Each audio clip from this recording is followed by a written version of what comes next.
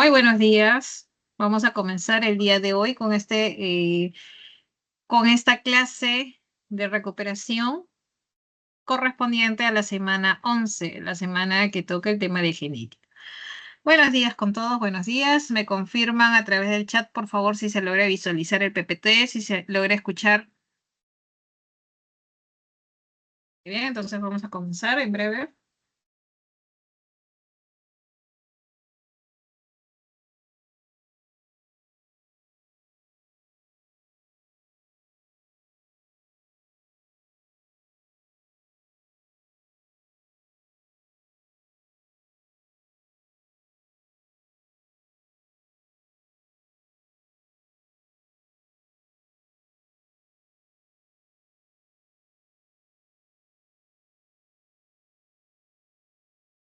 Muy bien. Como se revisó en la clase anterior, la mitosis y la meiosis van a ser procesos biológicos que van a permitir que la información genética pase de célula a célula. Esto es de generación a generación, asegurando así la continuidad de las especies. Pero el conocimiento de las divisiones mitóticas y meióticas fue limitado. Recuerda que recién esos conocimientos fueron posterior a Mendel, ¿no? Sabemos que Mendel, en una reunión de la Sociedad de Historia Natural de Brunn, dio a conocer los resultados de 8 años de estudio, pero lamentablemente el trabajo de Mendel quedó en el olvido por más de 30 años, ya que no se comprendía lo que Mendel quería decir, dado que en ese tiempo se desconocía de lo que era un gen, de lo que era mitosis, de lo que era la meiosis. Ya a comienzos del siglo XX se conoció a ciencia cierta ya sus experimentos y por eso que fue considerado como una nueva y notable dificultad a vencer, ¿no? Permitiendo entonces establecer a la genética como la ciencia de la herencia y variación, como una de la rama, ¿no? Definida ya de la biología. Es así que para poder comprender, ¿no? El trabajo de Mendel es preciso tener claro algunos conceptos. Comenzaremos, pues, a entender los siguientes conceptos de gen, ¿no? Recordando que el gen viene a ser la unidad básica de la herencia, es un segmento de ADN que va a ser responsable de alguna característica en particular. Muy bien. O de alguna función específica. Como te das cuenta en la imagen, el gen ocupa un determinado lugar denominado locus, que es la región específica de un cromosoma donde se ubica un gen. Si yo quiero referirme a varios de estas regiones, el término adecuado es loci, ¿no? Que lo vamos a ver en breve. Hasta aquí solamente recordar que esta unidad básica de la herencia, este segmento de ADN responsable de una característica, lo que sabemos que es un gen, ese gen, al determinar una característica que es una proteína, ¿no? Este gen, tú sabes que puede ser susceptible a mutaciones, generando variantes en los genes. Estas variantes, resultado de la mutación, van a ser pues lo que sabemos o conocemos como alelos. Los alelos van a ser las formas alternativas de un gen y esto es producto de las mutaciones. Es así que, por ejemplo, en la imagen, si tenemos un gen cuyo producto dice aquí era pues ponte azul, una característica azul, alguna variante de este gen podría dar lugar a otro color, que puede ser, por ejemplo, esta variante de un color verde. Y así tú sabes que los genes van a ser susceptibles a mutaciones, dando lugar, ¿no? A dos, tres, cuatro, a más variantes, ¿no? Eso ya depende del gen. Muy bien. A ver, agradeceré que hagan captura de pantalla, chicos, para pasar a la siguiente diapositiva. Recuerda, si hay alguna duda respecto a lo explicado, algo no quedó claro, por favor indícalo a través del chat o levantando la manito para darte el pase con la activación del audio. Muy bien.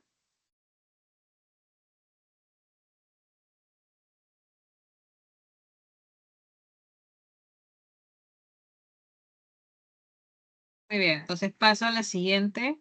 A ver, me da un ratito, voy a buscar mi programita.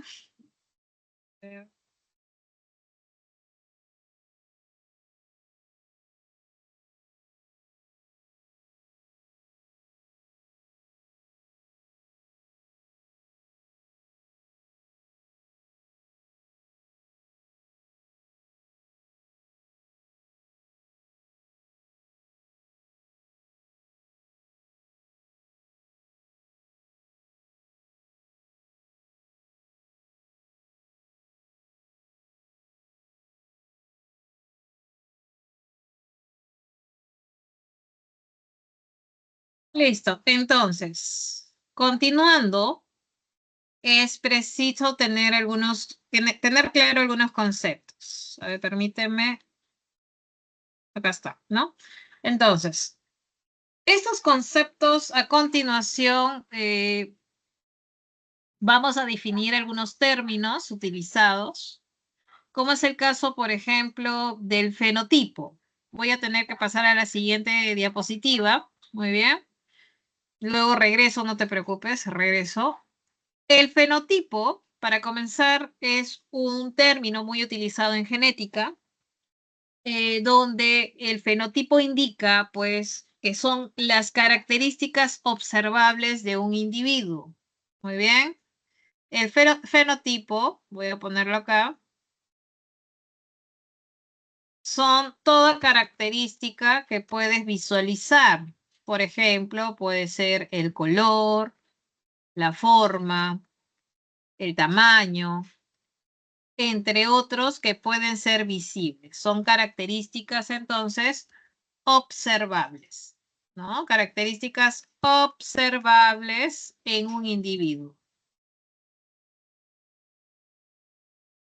Y recuerda que el fenotipo generalmente es el resultado, ¿no? De la interacción de la información que está contenida en nuestro ADN, porque recuerda que el genotipo, por otro lado, viene a ser la información genética, la suma total de la información genética de un individuo.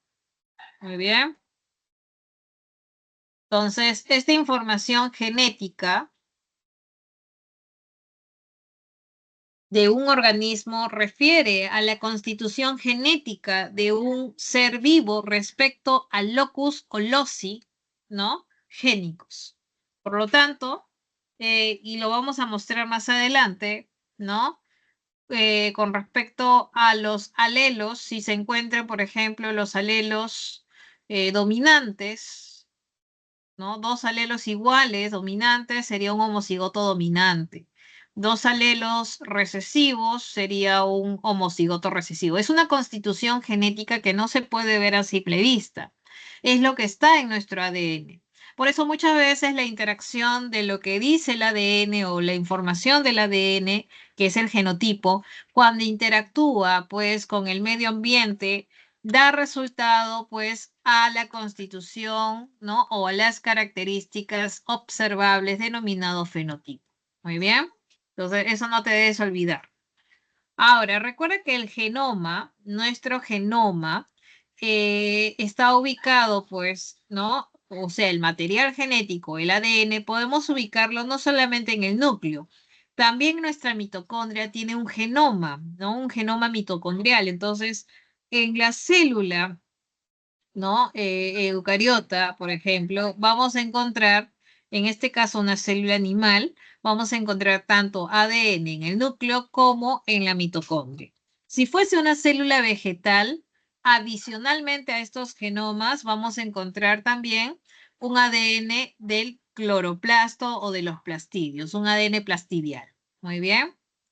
Listo, chicos, por favor, haz captura de pantalla y voy a retornar a la diapositiva anterior para completar con la información, ¿no? De los términos en genética.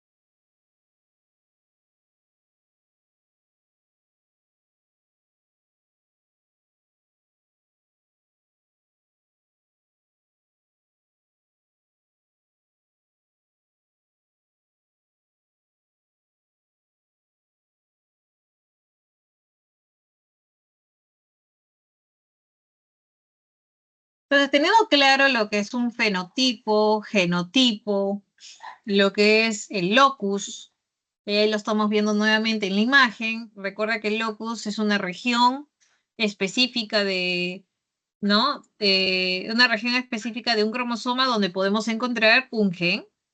Y si me refiero a varios de estos, el término en plural de locus, recuerda que es los. Muy bien, y es preciso mencionarlo por aquí. Recuerda que el plural se denomina, el plural es los. Muy bien.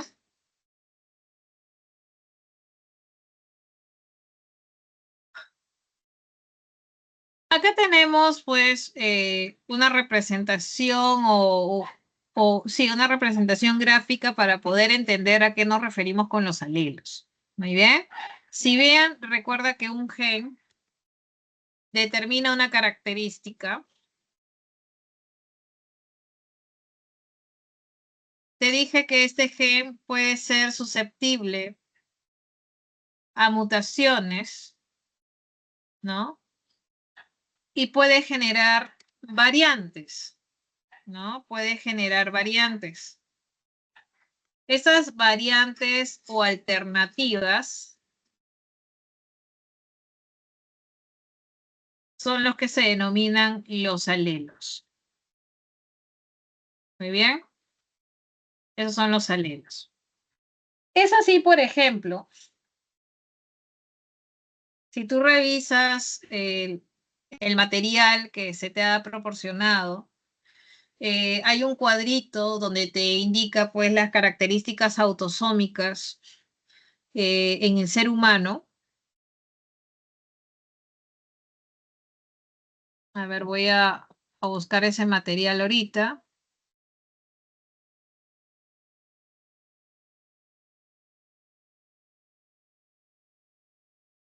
A ver, está en su, esta es la, a ver, esta es la 11.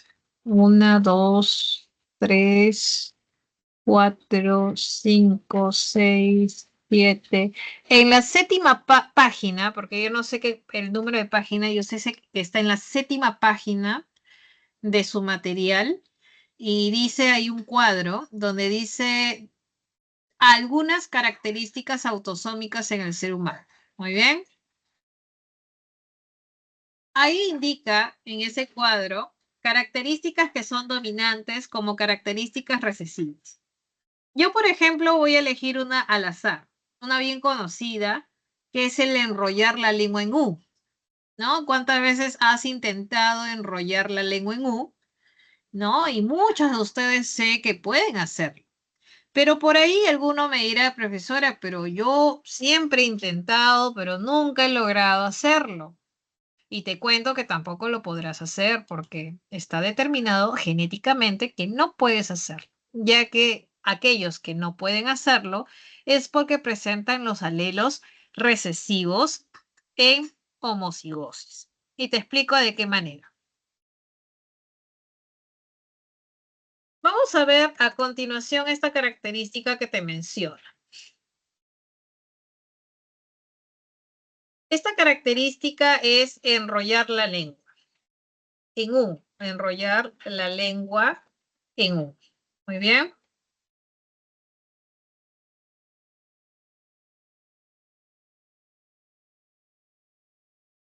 Sucede que enrollar la lengua en U tiene dos alternativas, como te acabo de indicar.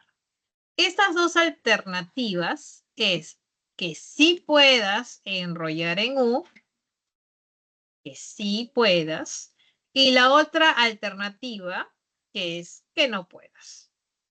Se ha determinado que el que puedas enrollar en U, ¿no? Está representado por un alelo dominante. Imaginémonos, a ver, de acuerdo a la imagen, voy a ponerle P mayúscula, ¿ok? ¿Listo? Y en cambio, el que no puedas está determinado por un alelo recesivo, P minúscula. Muy bien. Entonces, Recuerda que estos son la representación de los cromosomas homólogos. Como te dije la semana, o mejor dicho, la clase de ayer, los cromosomas homólogos son cromosomas del mismo tipo, que tienen los mismos genes, y uno te lo dio papá y el otro te lo dio mamá. ¿Ya? Esos son los cromosomas homólogos. ¿Listo? Ese es el cromosoma del mismo tipo, que puede ser el cromosoma 1 con el 1, el 2 con el 2, el 3 con el 3, el 4 con el 4, etcétera, ¿no? Entonces, imaginémonos que papá te dio el alelo, mira, para seguir este ejemplo de enrollar la lengua en U, decíamos, el que sí puedas, está determinado por un alelo dominante, que está representado, claro, en mayúscula. Muy bien, es algo que debes considerar siempre, que los alelos dominantes se van a representar en mayúscula.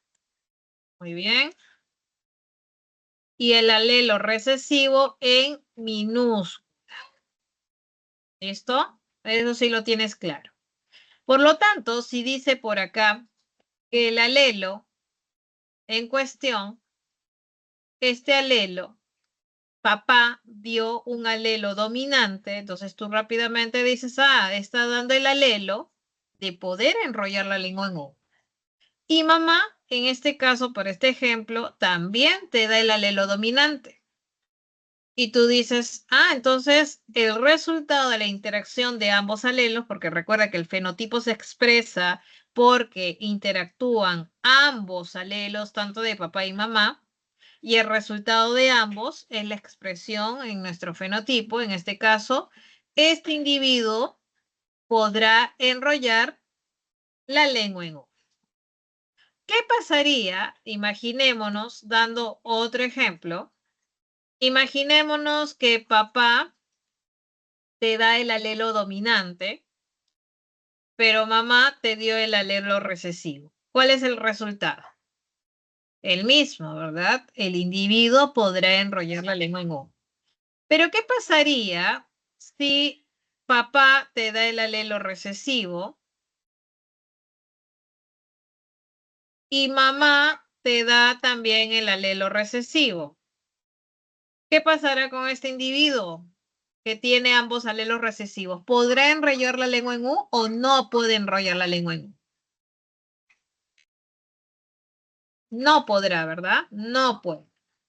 Entonces, de esa manera, chicos, ¿no? Es que se da la expresión, ¿no? De las diferentes características.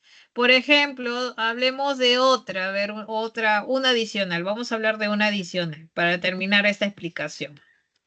De acuerdo a a esa tablita que te acabo de indicar que está en la 7ª página, vamos a escoger otra característica que puede ser, a ver, las pecas, por ejemplo, ¿no? La presencia de pecas. La presencia, o las pecas, ¿no? Las pecas. Sucede que las pecas pueden estar o no presentes. Muy bien.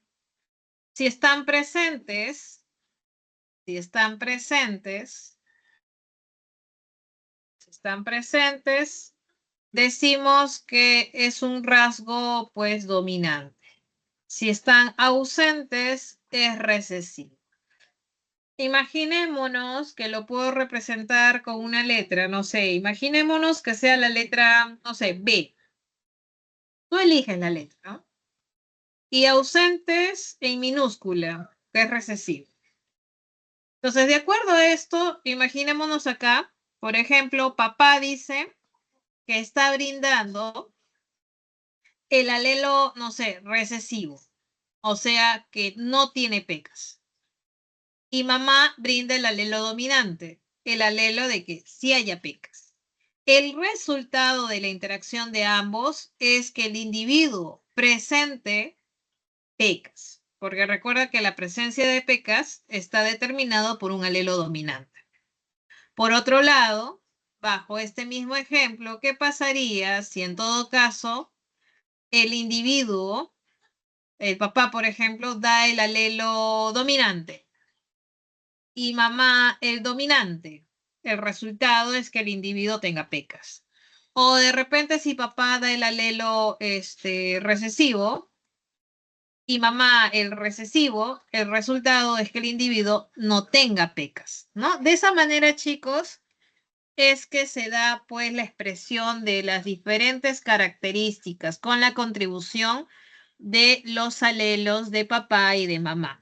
Muy bien, y esto es porque los cromosomas homólogos van a estar continuamente interactuando. Ya lo hemos visto la semana pasada, cuando realizan la meiosis. Recuerda que los cromosomas homólogos siempre van a estar realizando el crossing over. Esto es el intercambio de segmentos génicos. Y ahora entiendes por qué solamente los cromosomas homólogos pueden realizar el crossing over, porque ellos tienen los mismos genes. ¿Listo? Ojo, es diferente decir alelos, o sea, si tienen los mismos genes. Por ejemplo, el gen de enrollar la lengua en U. Pero claro, el gen tiene variantes, el que sí puedas o el que no puedas. El gen de las pecas.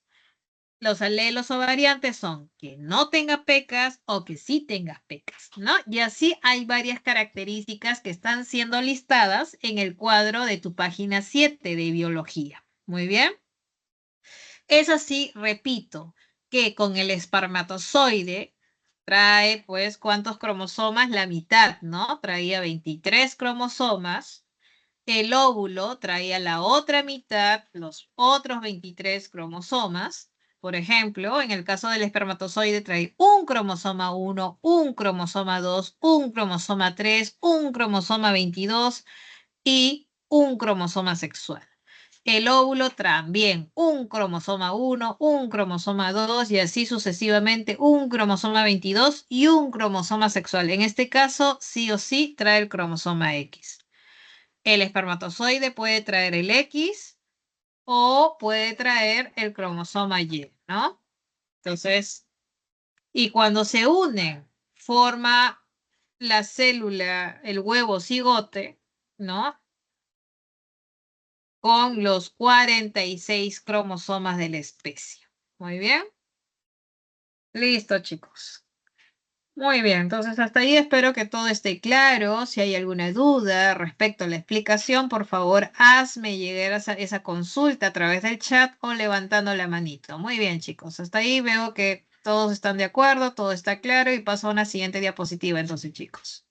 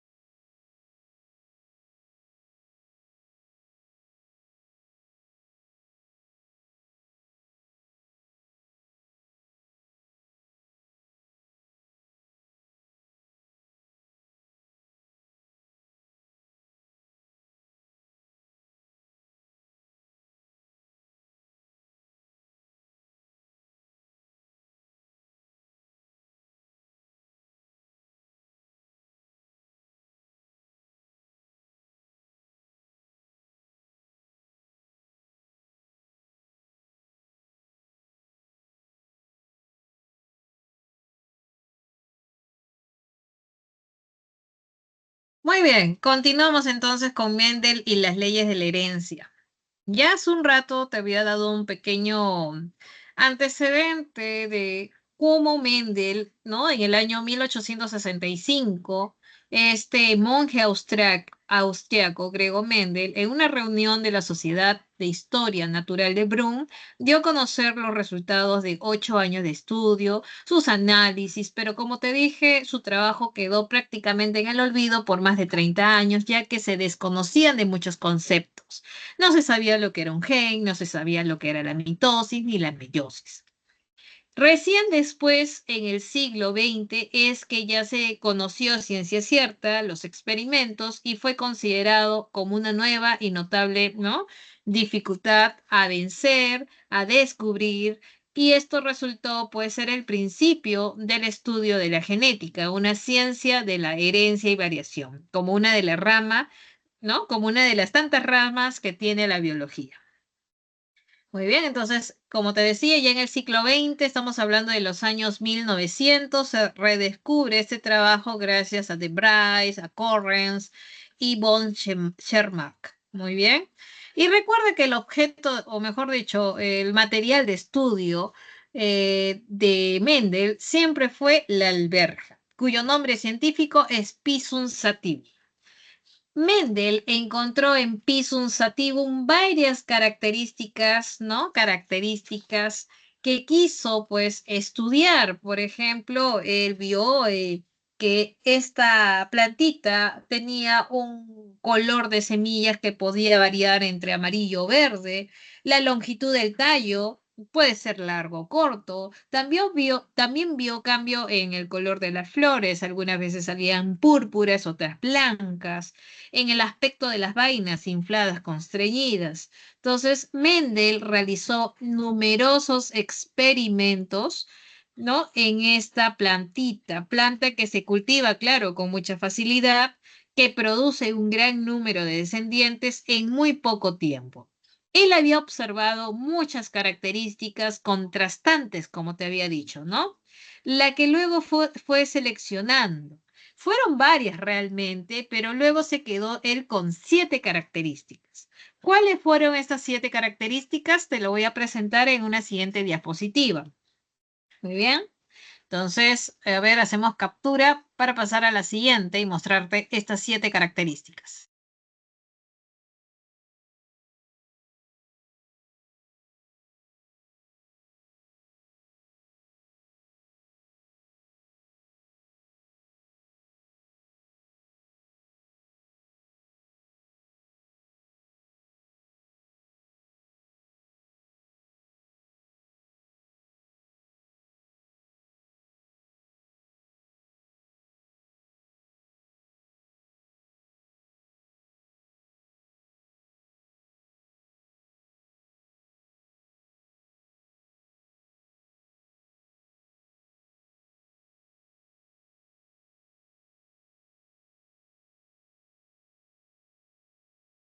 Ahí está, esas son las características que estudió Mendel. Tenemos la característica forma de la semilla, donde, bueno, a lo largo de sus estudios determina que el rasgo o la forma lisa es dominante respecto a la forma rugosa, que es recesiva. Con respecto al color, el color amarillo en la semilla es dominante respecto al verde. Con respecto a la forma de la vaina, la forma inflada es dominante respecto a la forma comprimida o constreñida. El color de la vaina verde es dominante respecto a la amarilla. El color de la flor púrpura domina sobre el blanco.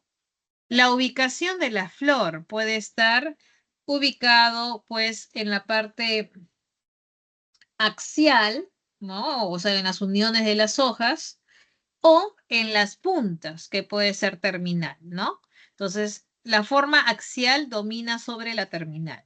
Y con respecto al tamaño, el tamaño alto domina sobre el tamaño enano. Estas fueron las 7 características que Mendel finalmente seleccionó. Recuerda que Mendel no sabía acerca de los genes, repito, por lo que él mencionaba en su trabajo que estas características se debían a factores, entre comillas, ¿no? Que se encontraban en los gametos de los organismos. Mendel dedujo entonces, en base a sus estudios, varios principios, como por ejemplo, número 1, dijo que estos factores, entre comillas, se encontraban en parejas en cada organismo. Y cuando hay dos factores distintos, uno de los factores domina sobre el otro. Este último será denominado recesivo. Luego dice que en la formación de los gametos los factores se separan y se segregan al azar.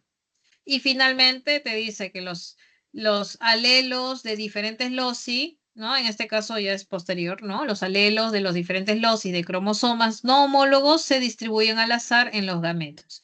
En base a esta información es que se estableció posteriormente las denominadas leyes de Mendel. Sí, las leyes de Mendel se establecen muy posterior a sus estudios. Muy bien. Listo, chicos. Entonces, hacemos captura y pasamos a la siguiente diapositiva.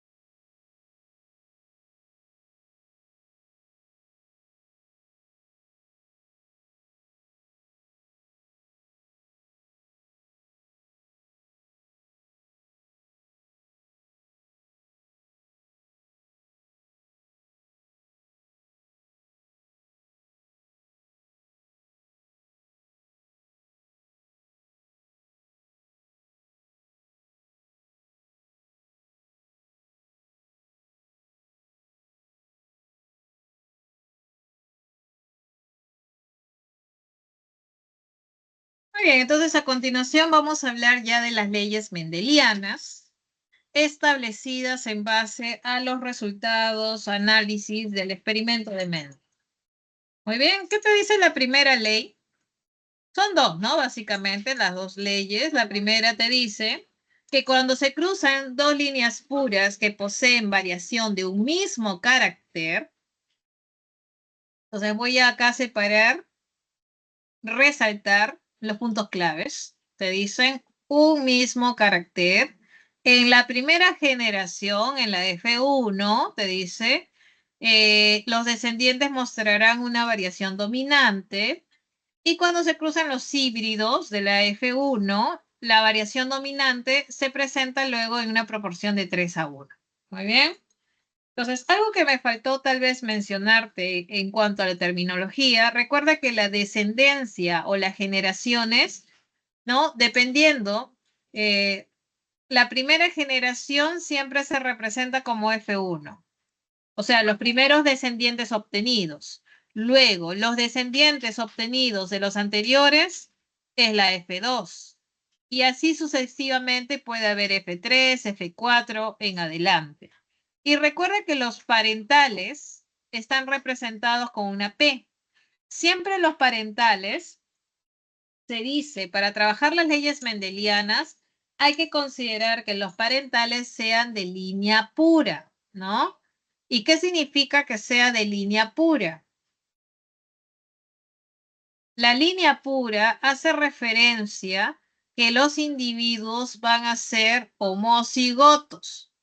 Ya, eso hay que considerar siempre los parentales, ¿no? En este caso de las leyes mendelianas, siempre son homocigotos, ¿ya? Eso hay que considerar.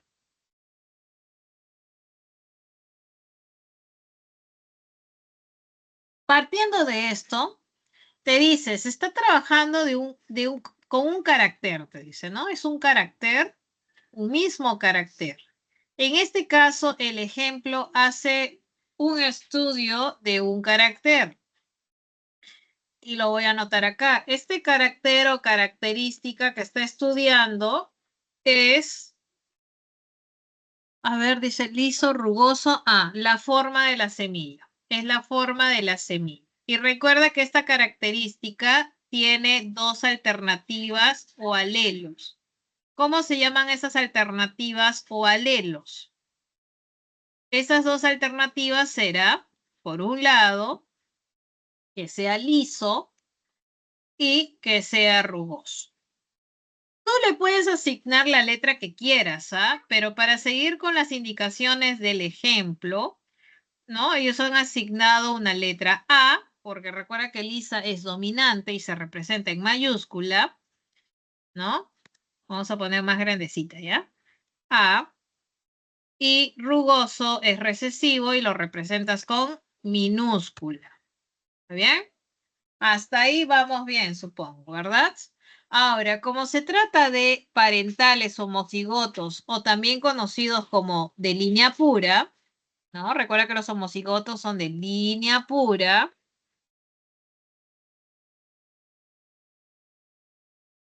Te dice que el primer parental es liso, por lo tanto tiene que estar representado con un genotipo homocigoto, como estamos viendo, ¿no?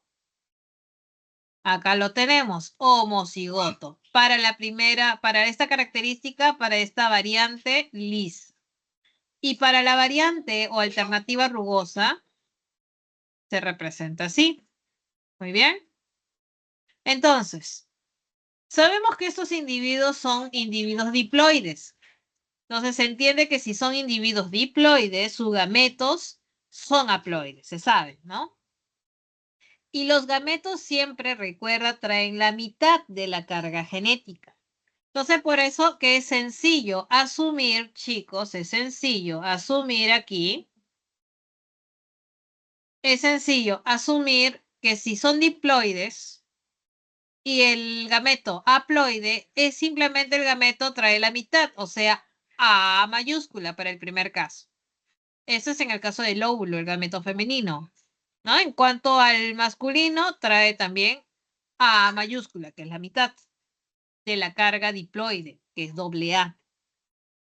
En el caso del otro individuo, en el caso del otro individuo, tenemos que los gametos traen también la mitad. Ahí está, la mitad. En este caso, de la carga diploide doble A minúscula, o no, recesivo, cada uno trae también la mitad a minúscula. Muy bien, de aquí solamente es fácil. O si gustas, no nos compliquemos, hacemos también tablerito de Punnett. A ver, si quieres hacer el tablero de Punnett, de repente no lo ves o te parece complicado entender esta parte, simple, haces un tablero de Punnett. ¿Listo? Entonces pones aquí, de este primer individuo que está acá, pones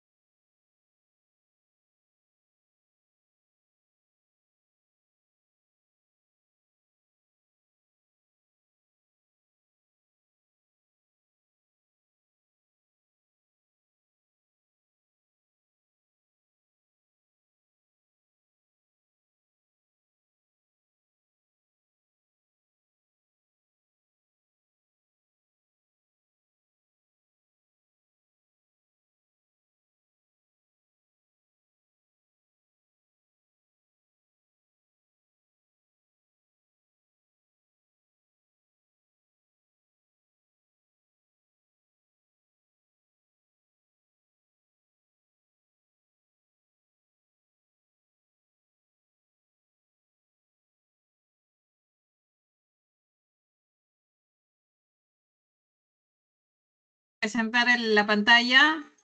¿Me escuchan en este momento? Sí se escucha, profesora. Sí,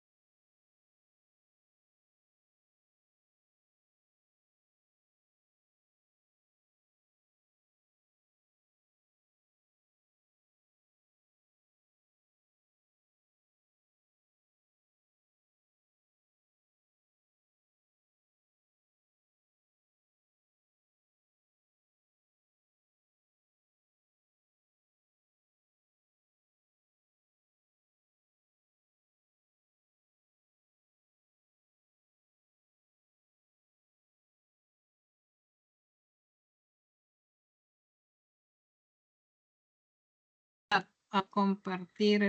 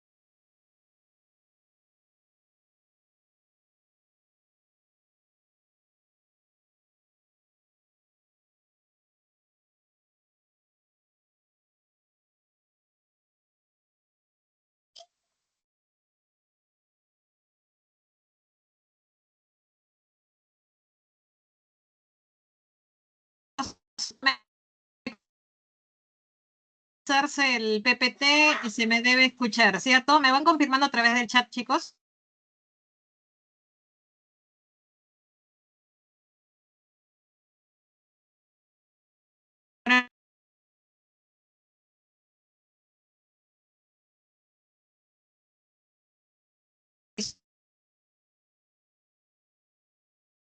A ver.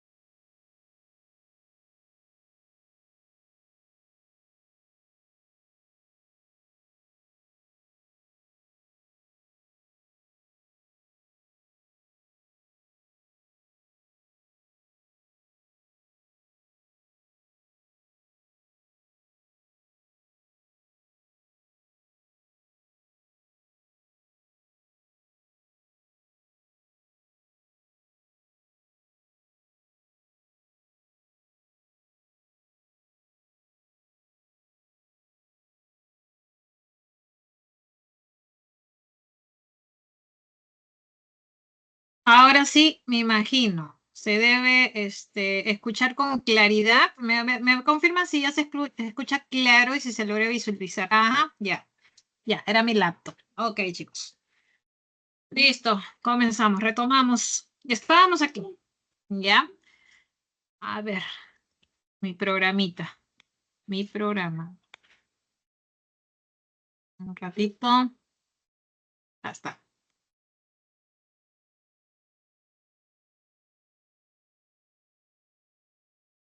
Ya.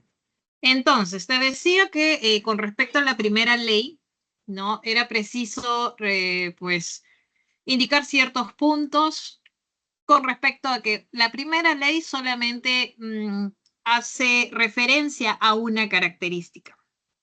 En este caso, este mismo carácter que te pone de ejemplo la imagen es la forma de la semilla. Recuerda que esta característica tiene dos alternativas, ¿no? O alelos, que puede ser o liso o rigoso, sabiendo que liso era una alternativa, una variante, un alelo dominante, y rugoso recesivo.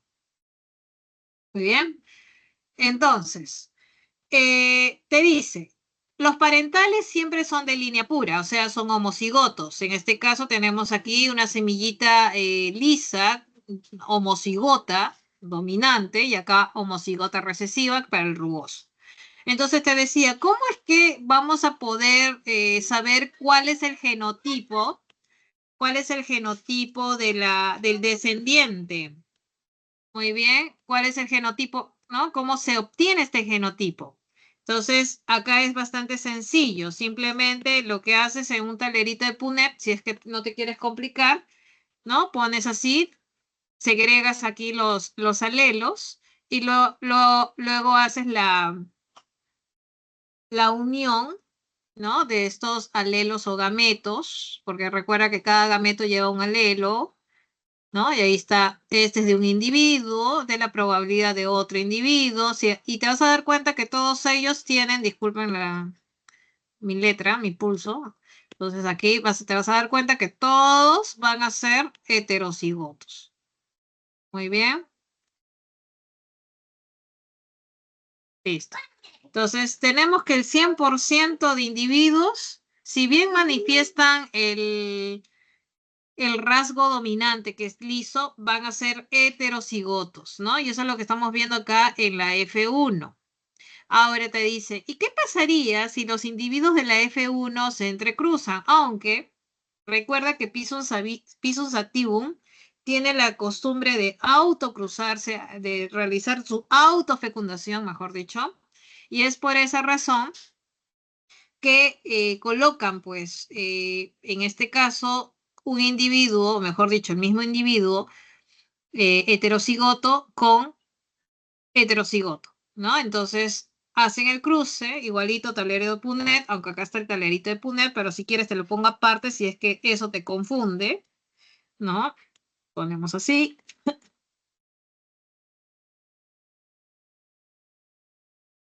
¿listo? De esta manera, ¿no? Bastante sencillo es esta parte.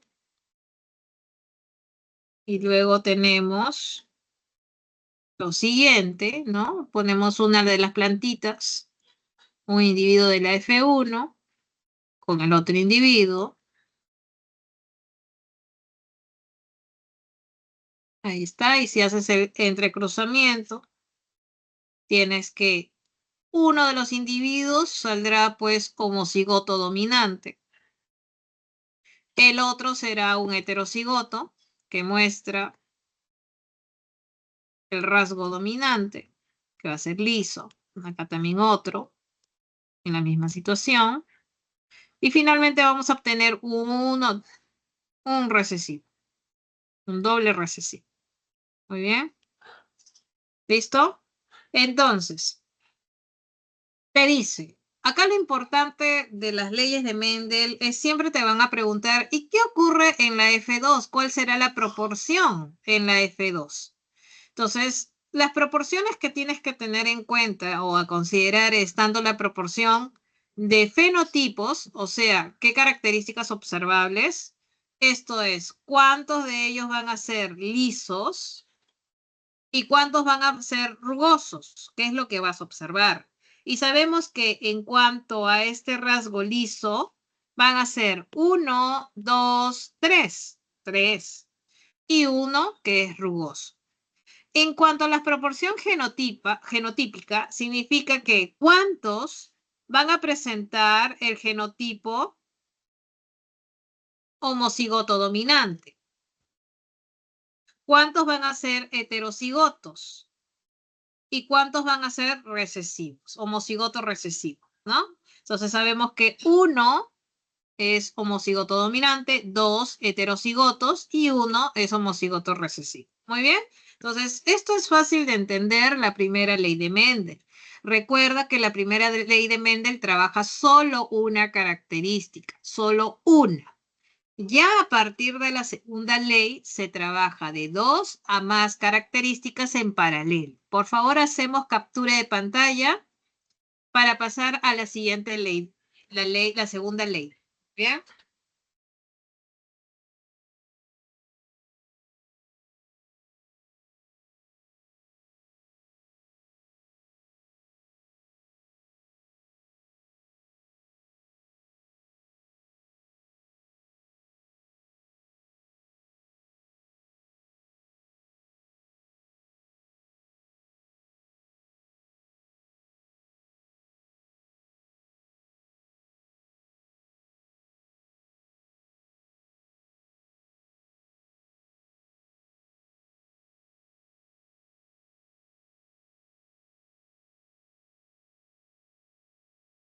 En la segunda ley, como te dije, ya aquí vamos a hablar de 2 o más caracteres o características. Muy bien. Ya lo estoy resaltando. Y nuevamente, recuerda que siempre se trabaja individuos parentales de línea pura.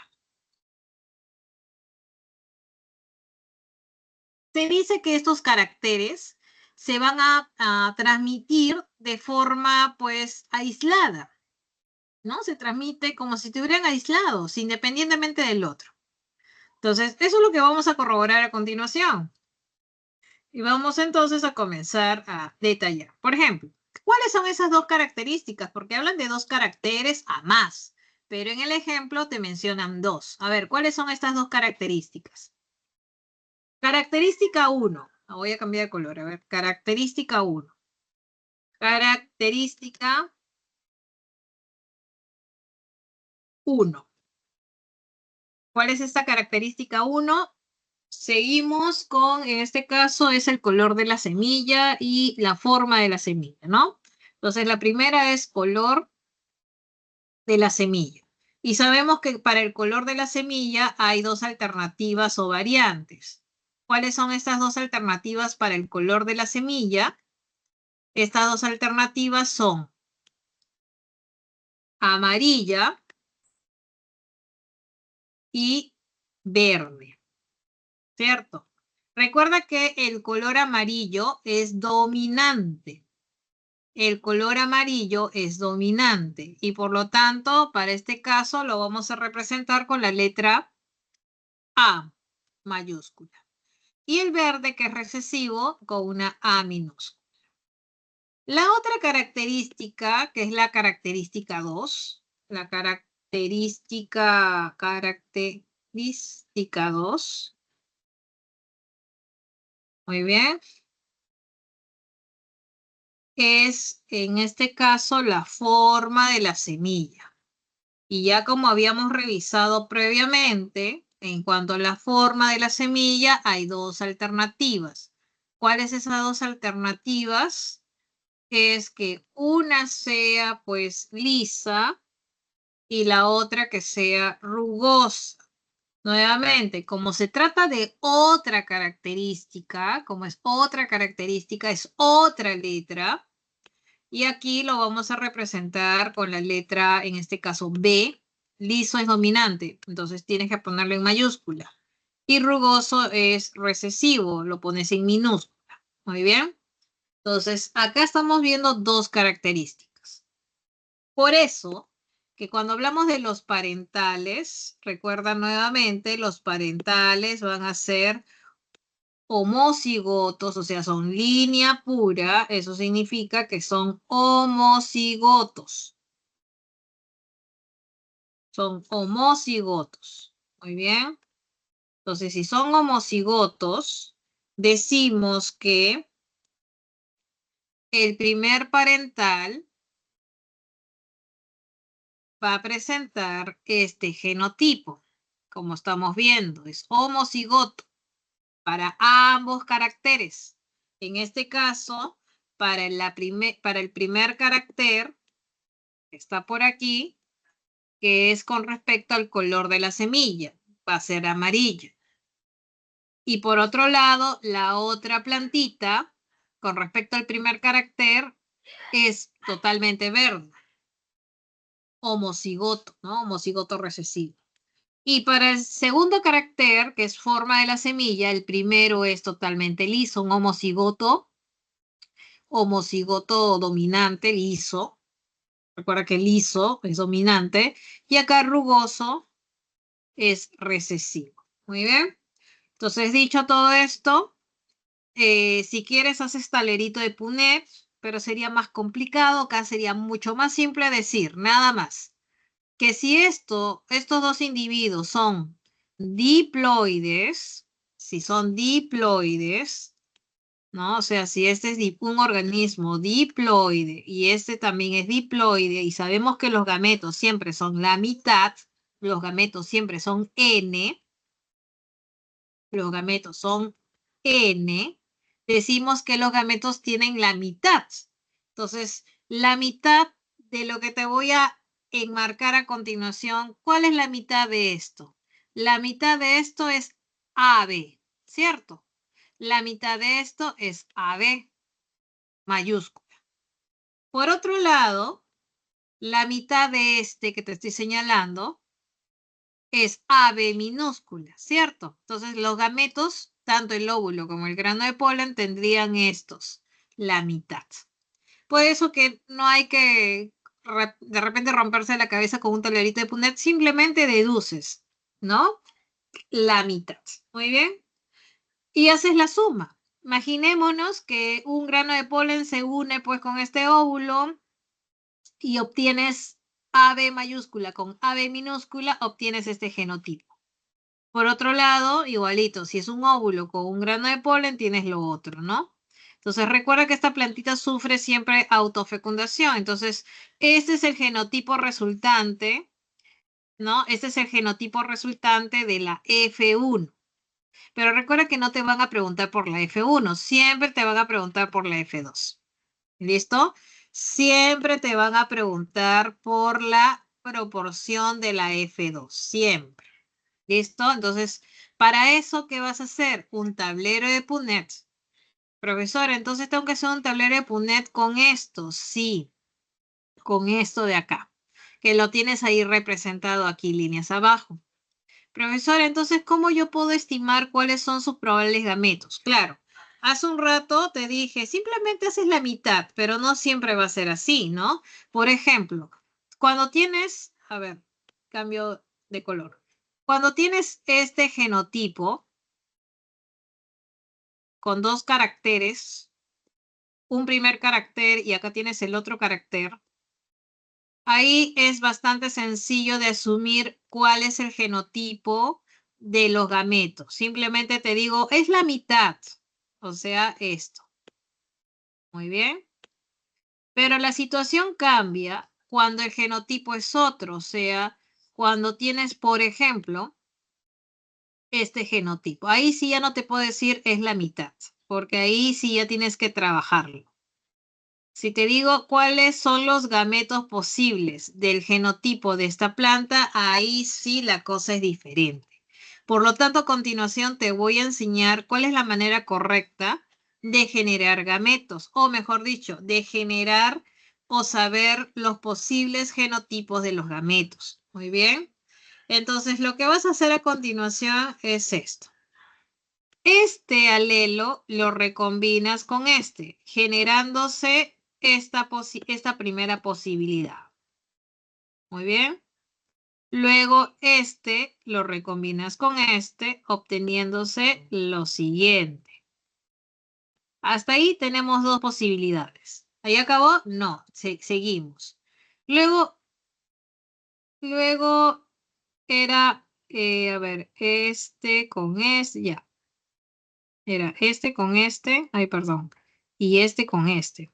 Espérate, vamos a cambiar acá. Vamos a cambiar de color. Sí, ya.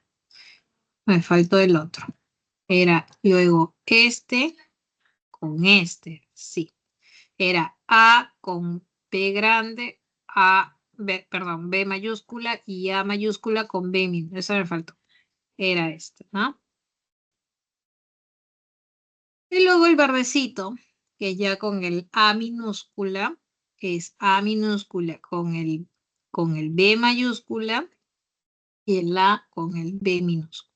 Entonces acá me faltó, vamos a poner acá, es así, el A con el B y luego A con el B minúscula. Muy bien. Entonces ahí estamos viendo que este genotipo de esta plantita puede dar lugar a estas cuatro alternativas de gameto. Este, que es uno, este es otro, este y este. Cuatro alternativas.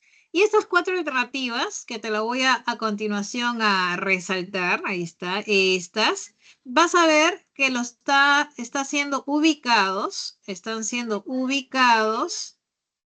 en este tablerito de Punnett, aquí. No sé si logras visualizar. Este primero de acá está aquí. No sé si lo logras ver, ahí está. Este de aquí está acá. Este de aquí está acá ahora. Muy bien. Y este de aquí está aquí. Son las alternativas o posibilidades de gametos que genera una de las plantas. La otra que tiene el mismo genotipo se entiende que tiene también los mismos tipos de gametos, que está este de acá, que es igual que este con este con este y este con este. ¿Listo? Ahora sí, como ya sabemos qué tipo de gametos se pueden generar debido a estas recombinaciones, ahora sí hay que fusionar, por ejemplo, el óvulo con el grano de polen, el óvulo así. Entonces, esta plantita da óvulos, esta otra plantita, grano de polen. Y hay que unirlos. Entonces, el resultado de la unión mira, voy a marcar con otro color, para que te des cuenta. La unión de este con este resulta este genotipo. ¿Listo? Este con este genera y esto. Este con este y así vas a ir haciendo el cruce, ¿no? De los diferentes genotipos que pueden generar esta plantita. Muy bien. Entonces, por ejemplo, tenemos este de aquí, este de aquí. ¿Qué pasaría si lo junto, no sé, con este de acá? Obtengo este genotipo, ¿verdad? Entonces, aquí se va a hacer las fusiones con un cuadro de doble entrada y vas a obtener estas 16 posibilidades. Esto va a estar representado a continuación en las diferentes proporciones. Primero, las proporciones fenotípicas y las proporciones genotípicas. Muy bien. En cuanto a las proporciones fenotípicas, que es lo más importante, te van a decir cuántos van a presentar un fenotipo, o sea, cuántos van a ser semillas de color, en este caso, color amarillo, y que sean, vamos a reducirlo, semillas de color amarillo y que sean lisas. Luego, ¿cuántas van a ser semillas amarillas o amarillos y que sean rugosos? Luego, ¿cuántas semillas van a ser verdes y lisas? Y finalmente, ¿cuántas serán semillas verdes y rugosas? Son esas cuatro posibilidades nada más en cuanto al fenotipo, o sea, lo que puedes ver. Entonces tú dices, a ver, vamos a ubicarlas. Para que sean amarillas, bien sabemos que el color amarillo, y está por acá, está representado por las letras A. Entonces, un color amarillo indica que presente este genotipo o que presente este genotipo, ¿cierto? Y para el carácter liso, liso puede ser así o puede ser así, ¿cierto? Por eso que cuando tú juntas ambos caracteres, ¿no? Tú dices, yo puedo considerar que sea pues así. Eso me indica amarillo liso. Luego también así y así. Y también así y así. Y también,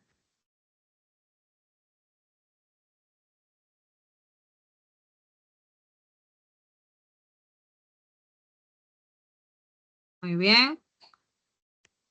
A ver, me falta. Ah, no, eso ya lo había indicado ahí, ¿no? Código correcto. Muy bien, ahí está. Por mencionar algunas. Entonces, por eso que acá no nos complicamos y simplemente decimos, para representar todas estas posibilidades,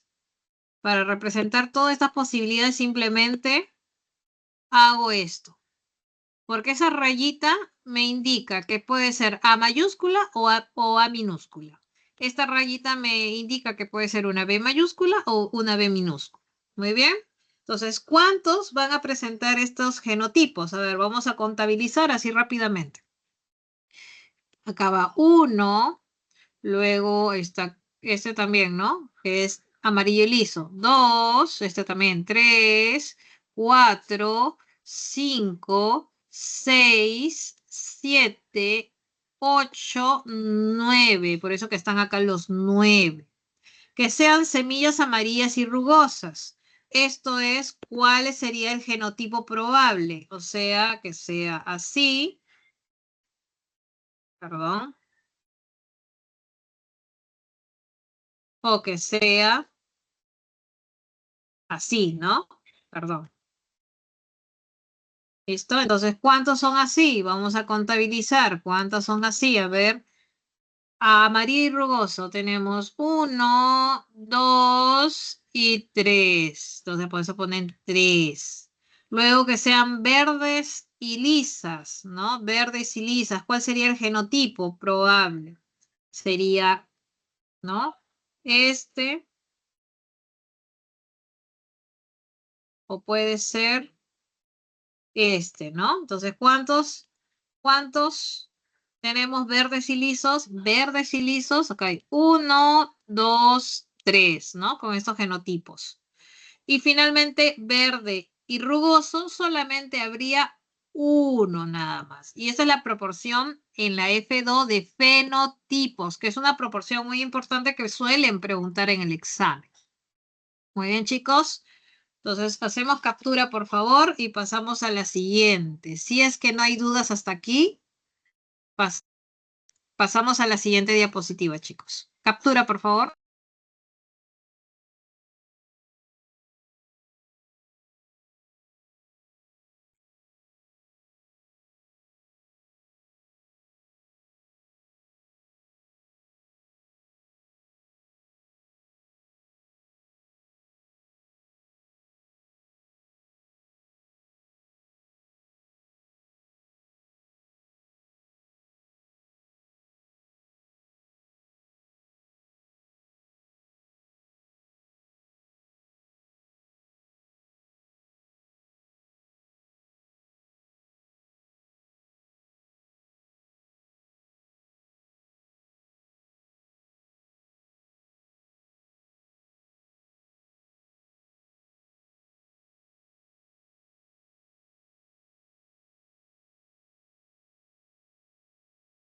Luego tenemos el cruce de prueba.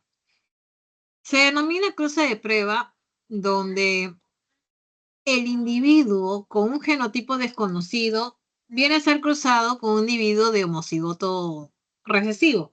¿Qué significa? Significa que, por ejemplo, si tú eres un, no sé, un criador de cobayos y tienes un cobayo, imagínate, de color negro, y tú no sabes si este cobayo de color negro tiene el siguiente genotipo. Vamos a poner cobayo negro.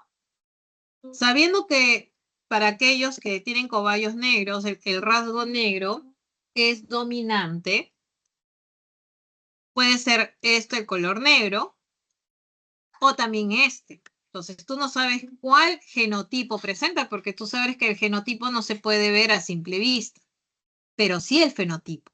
Tiene un fenotipo negro. Muy bien. Entonces el fenotipo es negro. Eso es lo que tú puedes ver, pero no sabes cuál es el genotipo. Entonces, para poder saber o descubrir su genotipo, se suele a esos animalitos cruzar con individuos con un rasgo, ¿no? Recesivo, porque sabes que si son recesivos, o sea, si tienen un genotipo, en este caso, tienen un genotipo que es el recesivo, en este caso, el fenotipo es bastante conocido, en este caso blanco, ¿no? Ese sería su fenotipo. ¿Listo? Porque es fácil saber, para quienes muestren un rasgo recesivo, ya sabemos cuál es el genotipo. Su único genotipo es este. Muy bien, entonces, cuando se le cruza con un individuo recesivo, se puede descubrir el genotipo real del individuo en cuestión, aquel que manifiesta pues este rasgo dominante. Muy bien. Por ejemplo, de esta manera se ha hecho este cruce de prueba no solamente en Pisum sativum, también en algunas razas de perros, ¿no?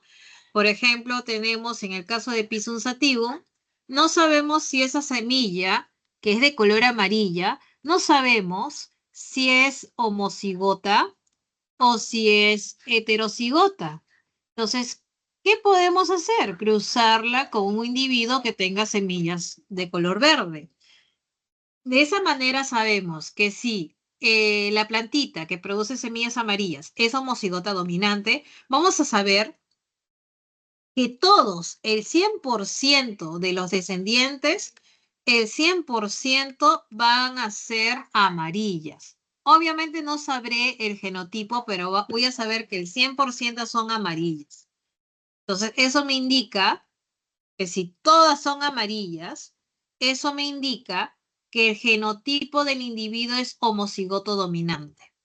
Pero si el resultado es que el individuo genera la mitad amarillas y la otra mitad van a ser verdes, esto es indicativo de que el individuo en cuestión, el que presenta sus semillas amarillas, es heterocigoto, o sea, no es homocigoto dominante.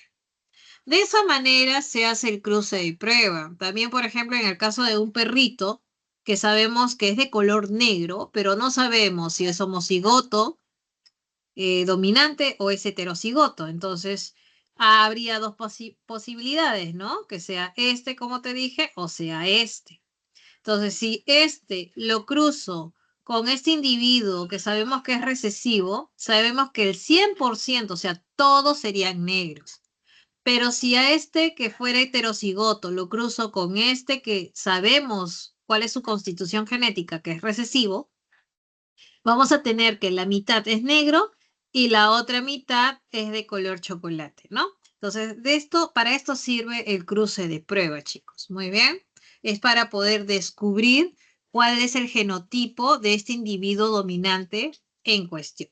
Muy bien. Hacemos captura, por favor, para pasar a la siguiente diapositiva.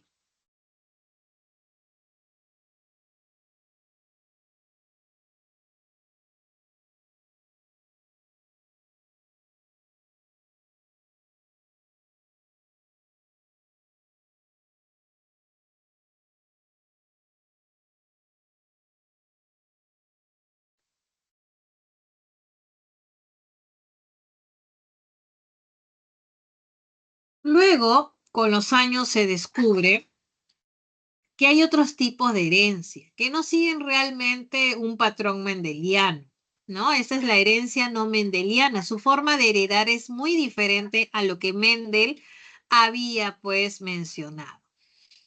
Hay diferentes tipos de herencia no mendeliana, entre las que tenemos es la dominancia incompleta, la codominancia, ¿no? Y más adelante vamos a ver de los alelos múltiples.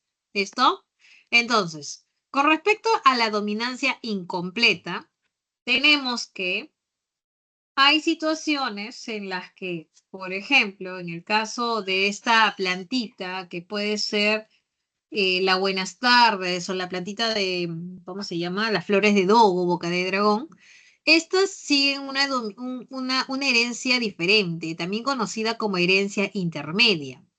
Y es que los parentales, que también son de línea pura, en este caso cuando se cruzan parentales, ¿no? Plantas de flores rojas con plantas de flores blancas, el resultado de la unión de ambos es que en la F1 se obtengan plantitas con flores de un fenotipo intermedio, en este caso flores rosadas. Muy bien, por eso que se llama dominancia incompleta. ¿Listo? Entonces, por eso que la representación para este caso va a ser de esta manera. Como lo estás viendo en esto por aquí, ahí lo estoy viendo, acá está. ¿No? Esa es la representación, ese es el genotipo de las flores rojas y este es el genotipo de las flores blancas. El resultado es que si quieres lo representas en un talerito de Punnett también, ¿no? Sabemos que si lo representas en un talerito de Punnett, tienes esto de aquí, ¿no? Tienes por aquí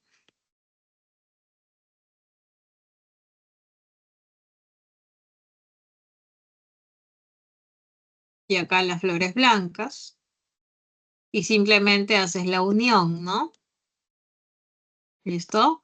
Entonces aquí unes ambos alelos. En este caso estás obteniendo este genotipo que corresponde a las flores rosadas. Y lo mismo aplica acá, ¿no?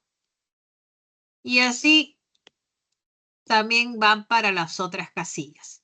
Quiere decir que el 100%, y ahí lo estás viendo, el 100%, tienen este genotipo. Pero siempre la pregunta no es con la F1, siempre se van a la F2. ¿Qué ocurre en la siguiente generación? En la F2. Entonces, la F2 siempre es el cruzamiento entre las flores rosadas. Entonces, vamos a continuación a colocar, ¿no? El genotipo, en este caso, de una flor rosada. Así, ahí está, los dos alelos. Y tienes por acá también la misma representación. Muy bien. Entonces, ¿qué pasaría o qué se obtendría cuando se juntan o cuando interaccionan estas dos plantitas de flores rosadas? Vamos a obtener que la descendencia van a presentar algunas flores rojas, otras tendrán también flores rosadas, ¿no? Acá también, este de aquí también es flor rosada. Muy bien. Ahí está. Muy bien. Y finalmente, este de aquí es flor blanca. Entonces, si haces el conteo, chicos, te dice, si te preguntan por la proporción de genotipos, 1 tendrá este genotipo. Acá está. 2 tendrá este genotipo. Acá está, son 2. Y el cuarto tendrá este genotipo. Muy bien. Ahora, este de aquí. Muy bien. Este es 1, 2, 1. ¿Cierto? Si te das cuenta, tanto la proporción de genotipo como de fenotipo es igual, porque decimos uno es rojo, dos son rosados o dos tienen estos genotipos y uno es blanco. Por eso que solamente para aquí, para la dominancia incompleta o herencia intermedia, se aplica que en la F2 la proporción fenotípica y la proporción genotípica siempre se cumple, que es de 1, 2, 1. O mejor dicho, 25, 50, 25. Muy bien. Listo, chicos. Por favor, hacemos captura para pasar a la siguiente.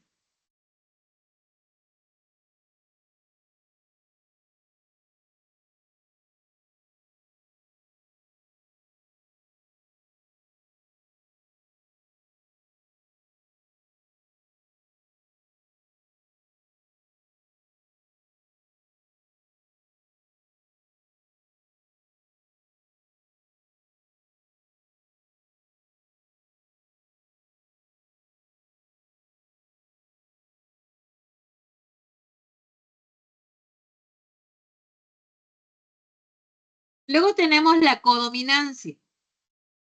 Para la codominancia tenemos algunos casos, como es el caso del grupo sanguíneo MN. Pues te comento que cuando hablamos de los grupos sanguíneos o los sistemas sanguíneos son como más de 10. Los más conocidos por ustedes es el grupo sanguíneo ABO o el grupo sanguíneo RH, ¿cierto? Pero realmente existen en el humano diversos sistemas sanguíneos, el MN también. Y es el que vamos a presentar a continuación, el grupo sanguíneo MN. Sucede que para el caso del grupo sanguíneo MN, los alelos que determinan este grupo sanguíneo son a continuación el alelo M, que te lo estoy sombreando, y el alelo N. ¿Listo? ¿Y cómo es que estos interaccionan? Por ejemplo, si se juntan dos alelos M, dará lugar al fenotipo o grupo sanguíneo M. Si se junta el NN, dará lugar al grupo sanguíneo N. Pero la pregunta es, profesora, ¿y si se junta el M y el N, quién domina? ¿El M o el N? Ninguno, ¿no? Los dos codominan. Por eso que se llama codominancia, porque cuando los alelos, en este caso MN, se encuentran, ninguno domina sobre el otro, sino los dos a la vez. Muy bien, ese es el caso de este grupo sanguíneo. En el caso, por ejemplo, también en algunas aves, ¿no? Estamos viendo que hay una gallina negra que tiene este siguiente genotipo. Tenemos la gallina blanca, que tiene este genotipo de acá. Y cuando se junta este gallo blanco con esta gallina negra, obviamente cada uno le da el alelo a su descendiente, dándose lugar a la presencia de un alelo N y un alelo B. La pregunta es, ¿cuál domina? ¿El N o el B? Y te comento que ambos dominan a la vez. Este es un caso también de codominancia. Muy bien. En este caso de codominancia, también estamos viendo en este caso una gallina pues moteada, ¿no? Con manchitas blancas, ¿no? Y negras. Entonces, este es un caso de codominancia en las aves. En el caso de las vacas también se ha visto algo muy parecido cuando se juntan pues vaquitas totalmente marrones con beige, obteniéndose vacas moteadas, ¿no? Entonces también acá es un rasgo, es también un tipo de herencia codominante, donde ninguno de los alelos domina sobre el otro, sino los dos en paralelo. Muy bien, por favor, chicos, hacemos captura para pasar a la última diapositiva.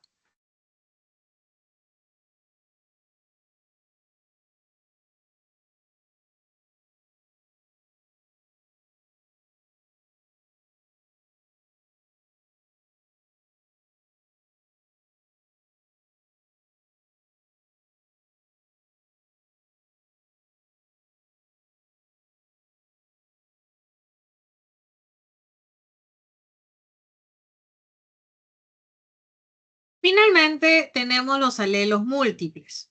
Muy bien.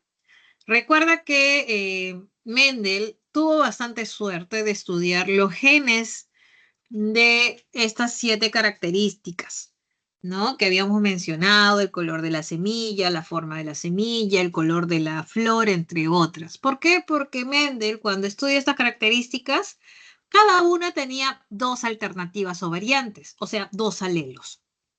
Pero realmente, chicos, en la naturaleza hay genes que pueden tener más de 2 alelos o variantes. Hay genes donde pueden haber 3 alelos, 4 alelos, 5 alelos. Eso ya depende de cómo ha mutado cada gen. En el caso del gen que está relacionado con el sistema sanguíneo ABO, que es el gen I, este tiene 3 alelos. El alelo A, el alelo B y el alelo I. Muy bien. Sucede que estos alelos, dependiendo cómo pues interactúan, da lugar a los diferentes grupos sanguíneos o fenotipos. El grupo sanguíneo A, el grupo sanguíneo B, el AB y el grupo sanguíneo O. Muy bien.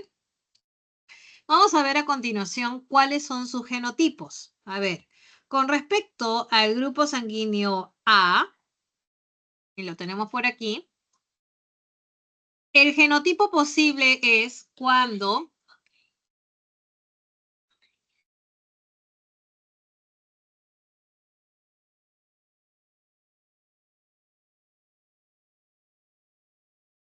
¿cuáles son los genotipos? Por ejemplo, tenemos acá, puede haber esta posibilidad de que sea homocigoto o que pueda ser heterocigoto.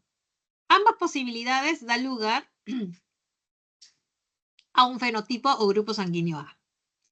Para el caso del grupo sanguíneo B, muy bien, puede ocurrir que se presente en homocigosis o en heterocigosis, dándote a entender que este alelo I, que te voy a indicar por acá, este de aquí, es recesivo porque basta la presencia del alelo A o del alelo B para que de alguna manera se exprese el A o el B y no lo haga el I. Entonces, el I siempre va a estar en recesividad.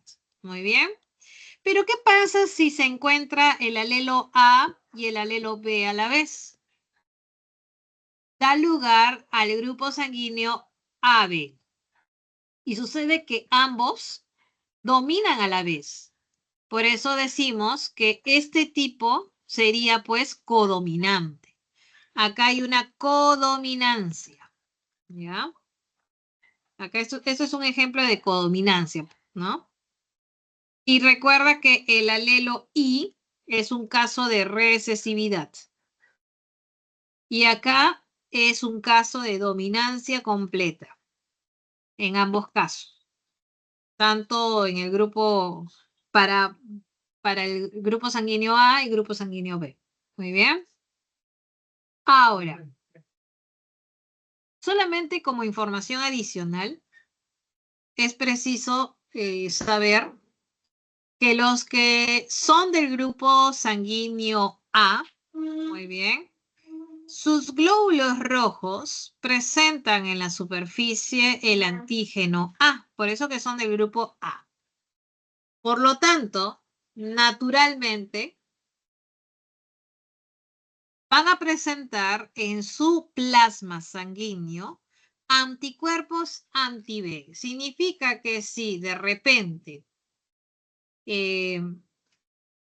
este individuo del grupo A recibe sangre proveniente, no sé, de un individuo del grupo B, por ejemplo, este grupo B tiene anticuerpos anti-A y este anticuerpo anti-A reconoce al antígeno A de la superficie y automáticamente lo lisa, lo elimina. Por eso que es muy importante a la hora de la transfusión sanguínea conocer tu grupo sanguíneo.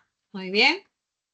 Por otro lado, si eres del grupo B, significa que tu glóbulo rojo tiene el antígeno B. Y naturalmente en tu plasma sanguíneo hay anti-A. Muy bien. Si eres del grupo AB, significa que en tu glóbulo rojo tienes ambos antígenos, el antígeno A y el antígeno B. Y es de esperarse que en el plasma no hayan anticuerpos, porque imagínate, si hubiese un anti-A o anti-B, terminarían por eliminar a tus propios glóbulos rojos. Por eso que no hay anticuerpos. En cambio, si eres del grupo O, en la superficie de tu glóbulo no hay antígenos, pero sí en el plasma sanguíneo hay anti-A y anti-B. ¿Muy bien? ¿Listo? Entonces, esto es de conocerse y es algo que se debe tomar en cuenta al momento de las transfusiones sanguíneas. Muy bien, chicos, por favor hacemos captura y pasamos a una última diapositiva. Muy bien.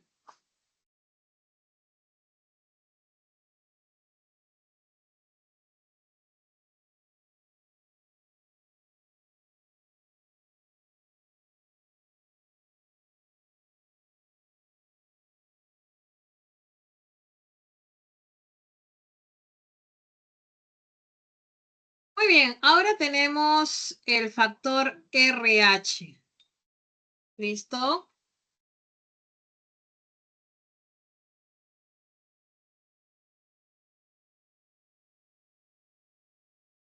Sucede que el factor RH, ¿no? Es una proteína que se encuentra en nuestros glóbulos rojos, ¿no? O en los eritrocitos. Y también es un medio de determinación, ¿no? Sanguínea. Puede ser que si está presente, seas un RH positivo. Si está ausente, RH negativo. Recuerda que este es otro tipo de forma de grupo sanguíneo, ¿no? Es muy independiente al grupo sanguíneo ABO. Recuerda que entonces los RH positivos son aquellas personas que van a presentar esta proteína en sus glóbulos rojos y si eres negativo, no presentas esta proteína. Se sabe que un 85% de la población tiene esta proteína, ¿no? Es por eso que decimos que generalmente, ¿no? Eh, generalmente todos somos RH positivos. Es raro encontrar por ahí un RH negativo, ¿no? Y sucede que cuando, cuando la mamá es un RH, vamos a ver una situación a continuación, una situación que hay que tener en cuenta.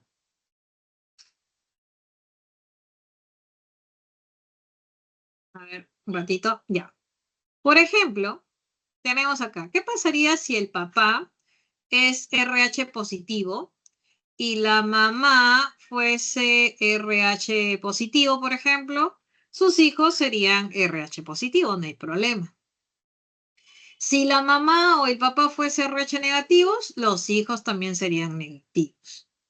Si la mamá fuese positivo y el papá negativo, tendríamos pues hijos no positivos también, ¿no? El problema está que imaginémonos que la mamá fuese RH negativa y el bebé que se esté formando, resultado pues obviamente de que el papá fue RH positivo, el bebé es RH positivo. Entonces, ¿qué es lo que pasaría? Obviamente la mamá comienza a identificar al bebé como algo extraño, ¿no? Está creándose algo denominado eritroblastosis fetal. Entonces, esta eritroblastosis fetal viene a ser como una anemia hemolítica en el feto causada por el pasaje transplacentario de anticuerpos maternos contra los glóbulos rojos del feto, ¿no? Y esto es debido a una incompatibilidad entre los grupos sanguíneos maternos y fetales, ¿no?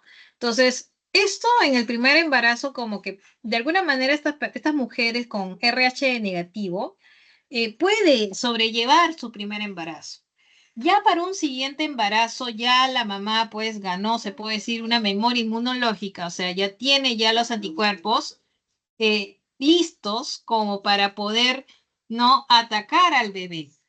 ¿no? Pero en la actualidad ya existen alternativas, estrategias para poder sobrellevar un siguiente embarazo, pero esto es lo que sucede cuando justamente hay esta incompatibilidad en los grupos sanguíneos entre la mamá y el feto. Muy bien, chicos, llamándose eritroblastosis fetal. Muy bien, hacemos captura, por favor, para pasar a una siguiente.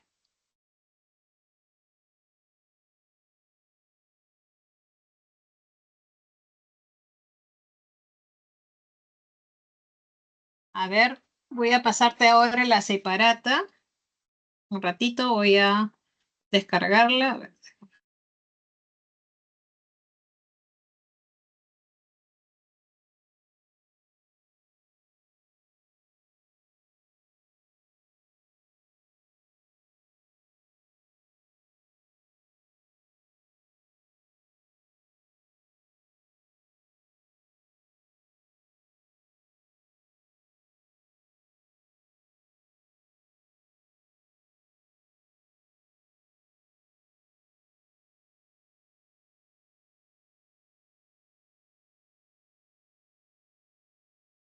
Muy bien, chicos. Esta es la separata de esta semana. Ahí está toda la información que te va a permitir complementar la clase del día de hoy. Muy bien, ahí tienes en detalle sobre los cromosomas homólogos, los genes alelos. Recuerda que los alelos son las alternativas de un gen, ya que el gen es susceptible a mutar, ¿cierto? Muy bien. Y por aquí está justamente el cuadrito que te había dicho en la página. Bueno, estas son las características que hay que repasar. Esas son las leyes mendelianas, el cruce de prueba, la herencia intermedia. Ahí está el caso que te había mencionado de las gallinas y en la vaca, por ejemplo, ¿no? Los alelos múltiples. Y acá está el cuadrito en la séptima página de la que habíamos hablado de las características autosómicas en el ser humano. Hay que repasar esa tablita, por ejemplo, que te va a servir bastante. Muy bien. Luego tenemos por aquí, con respecto al sistema sanguíneo ABO, tal cual te lo había mostrado, y también el factor RH. Muy bien. Y por acá vienen las preguntas de la clase.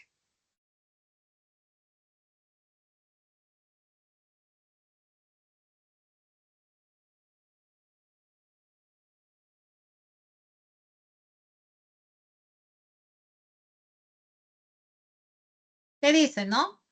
La enzima alcohol deshidrogenasa permite la descomposición del alcohol luego de estudiar el gen de esta enzima. Te dice, en una población de moscas descubre que una parte de esta presenta una alteración en la secuencia. Esto causa la pérdida de función de la enzima y les impide tolerar el alcohol. ¿Qué enunciado explicaría mejor este descubrimiento? ¿No? Recuerda que la alteración en la secuencia del gen de esta enzima causa la aparición de una nueva versión, ¿no? Una versión, en este caso, defectuosa. Si tanto la versión normal como la defectuosa están presentes, quiere decir que esta tiene dos alelos diferentes. Muy bien, entonces la clave de la 1 está en la B. Muy bien, chicos. Mira, a continuación te voy a presentar la resolución. Por favor, aprovecha captura de pantalla porque sé que varios van a ser problemas que necesites desarrollar. Entonces, comenzamos. Ya te voy dictando una B, 2, ahí está, 2D, 3C, 4C, 5A. Muy bien. Siguiente. 6D de dado. Luego tenemos 7B de bueno. 8A de avión. Siguiente, 9B de bueno. Siguiente, 10A. 11B de bueno.